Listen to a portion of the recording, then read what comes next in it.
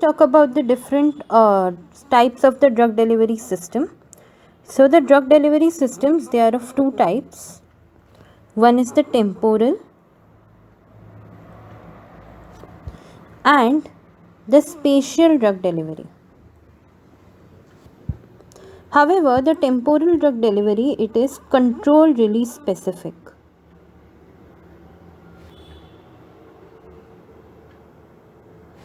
While the spatial drug delivery, it is target specific. I repeat, the drug delivery system, they are of two types. One is the temporal drug delivery and the spatial drug delivery. The temporal drug delivery is control release specific, while the spatial drug delivery is target specific. Now, however, the temporal drug delivery,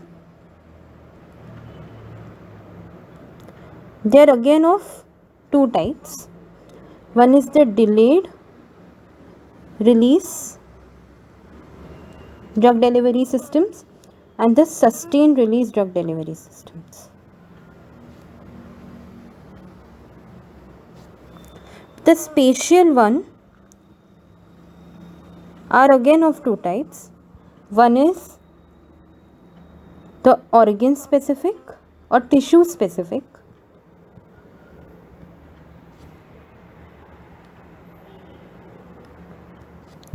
and receptor specific.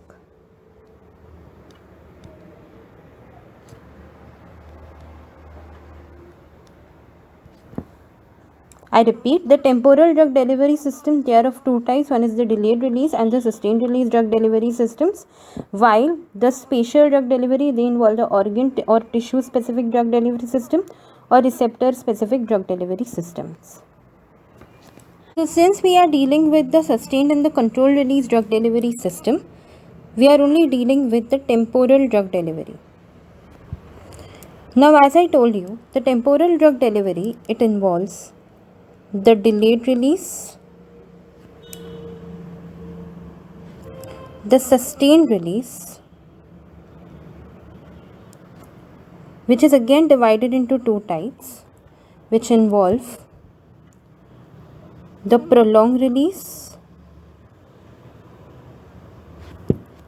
and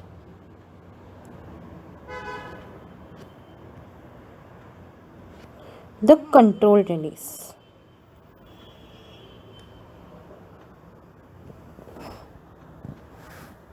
Now, when we plot a graph of plasma concentration versus time, for the conventional drug delivery, we get a curve something like this.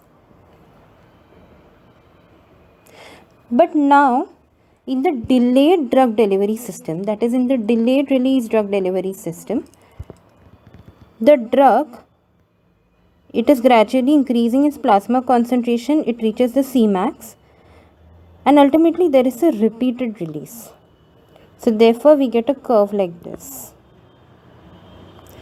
But in the prolonged release drug delivery, we are going to get the drug increases and ultimately it reaches the Cmax, and ultimately it will leave the system after a prolonged period of time.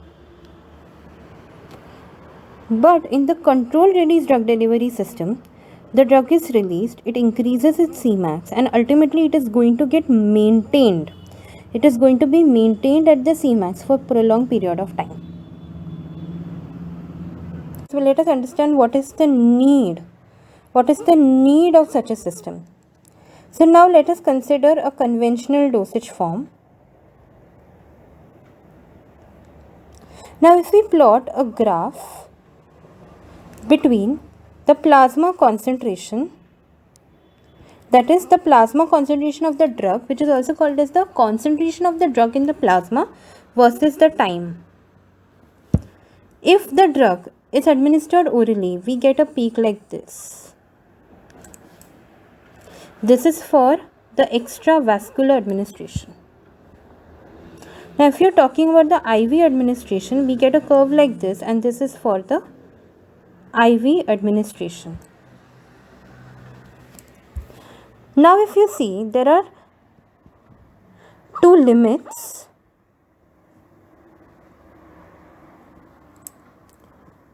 This particular limit is called as the minimum effective concentration, and this is called as the maximum safe concentration. Now the range between these two concentration is called as the therapeutic window.